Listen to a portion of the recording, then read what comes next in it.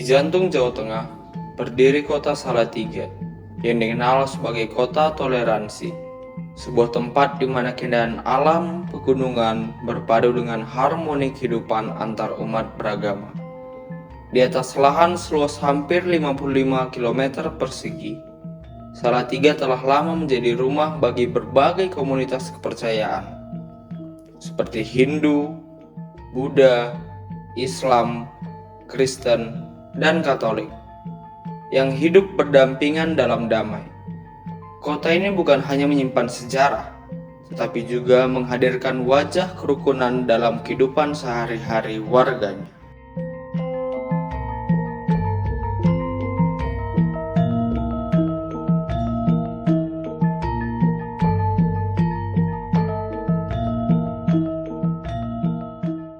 Tradisi Saparan yang berasal dari kata Jawa yang berarti berkumpul atau bersatu merupakan ritual spiritual yang diselenggarakan setiap bulan Safar dalam kalender Hijriah.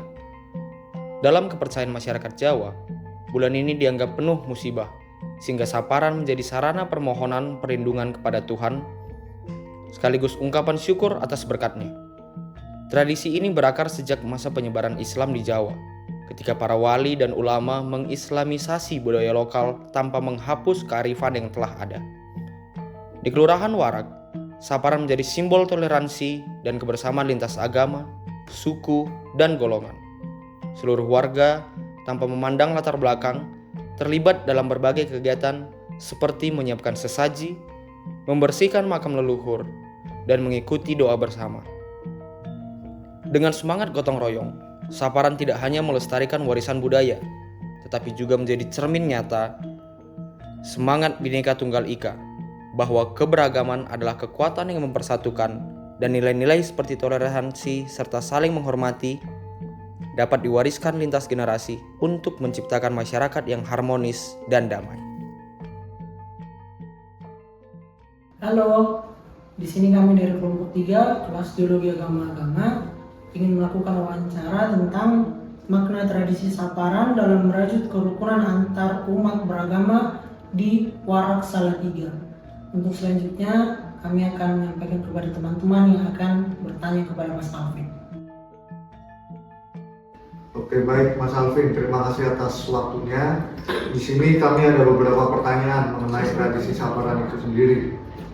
Nah, Mas Alvin, menurut Mas Alvin sendiri, bagaimana awal mula masyarakat lintas agama itu mulai terlibat dalam tradisi Saparan, dan apa respon mereka pada saat pertama kali ikut berpartisipasi, serta bagaimana tanggapan saudara ketika melihat warga dari agama lain tersebut ikut hadir atau membantu dalam proses pelaksanaan tradisi Saparan ini. Terima kasih Mas Joel untuk pertanyaannya. Mungkin pertanyaannya sangat panjang ya, tapi di sini jawaban singkatnya, dan saya mencoba menjelaskan dengan bahasa saya. Untuk pertama kalinya, mengapa ada banyak agama yang bisa menjadi satu dalam tradisi Saparan? Karena di lingkungan tersebut mereka hidup berdampingan sejak awal, dari agama Islam, Kristen, Katolik, dan lain sebagainya.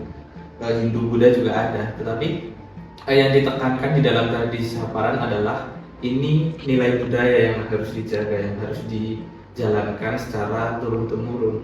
Jadi di dalam tradisi Saparan mereka tidak mengeksklusifkan ritual suatu agama tertentu, karena yang ditekankan adalah ritual kebudayaan yang bukan ritual keagamaan tertentu. Nah, untuk respon saya melihat hal demikian adalah sebenarnya Indonesia adalah seperti ini.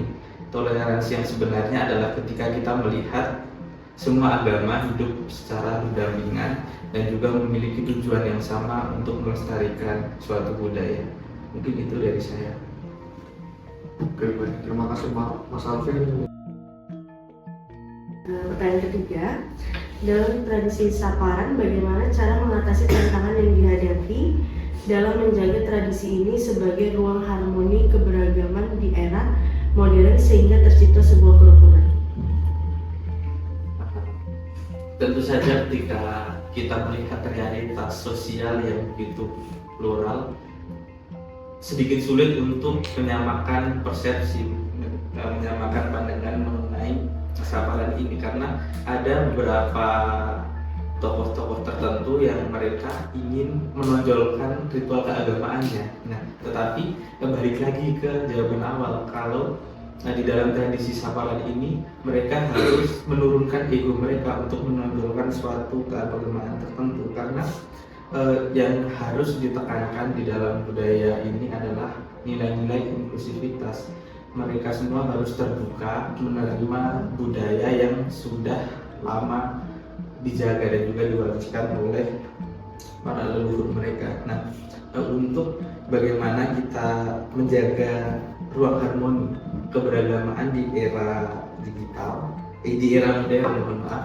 Nah, mungkin ketika kita melihat globalisasi atau perubahan zaman yang begitu maju, tentu saja masyarakat yang memiliki latar belakang yang berbeda itu menjadi pengaruh yang sangat signifikan, karena ketika orang-orang muda masuk dan juga orang-orang yang istilahnya sudah senior, sudah berumur, pasti akan cenderung memandang bahwa yang muda ini belum tahu apa-apa, dan yang sudah sepuh ini mereka lebih tahu lah daripada yang muda. Nah, disitulah peran tokoh-tokoh yang harusnya bijaksana menerima tanggapan-tanggapan, menerima masukan dari orang-orang muda, karena sejatinya adalah mereka yang akan meneruskan budaya ini, mereka juga yang nantinya akan melaksanakan apa yang orang-orang itu laksanakan. Mungkin seperti itu.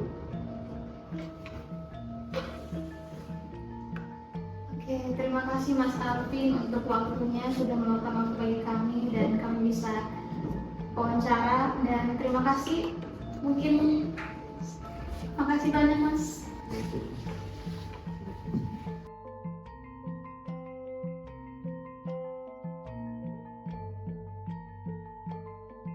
Oke, dari tradisi Saparan yang telah dijelaskan, ada beberapa hal yang dapat kita petik dari tradisi Saparan ini.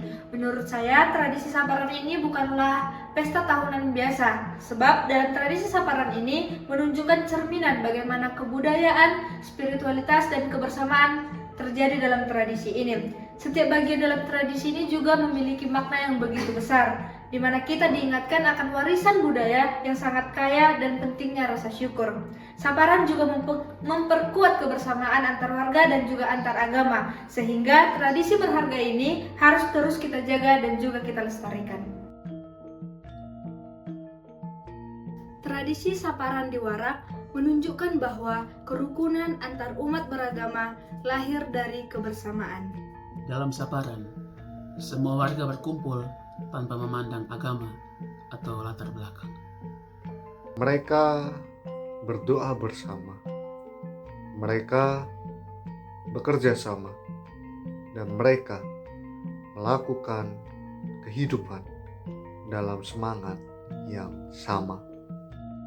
Dari sinilah generasi muda memahami bahwa sebenarnya keberagaman itu sendiri adalah sebuah kekuatan dan bukan ancaman.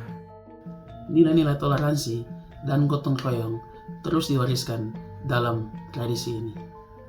Saparan bukan hanya tentang masa lalu saja, tetapi juga tentang harapan masa depan. Ia menjadi simbol bahwa perdamaian dimulai dari hal-hal sederhana di tengah kehidupan bersama.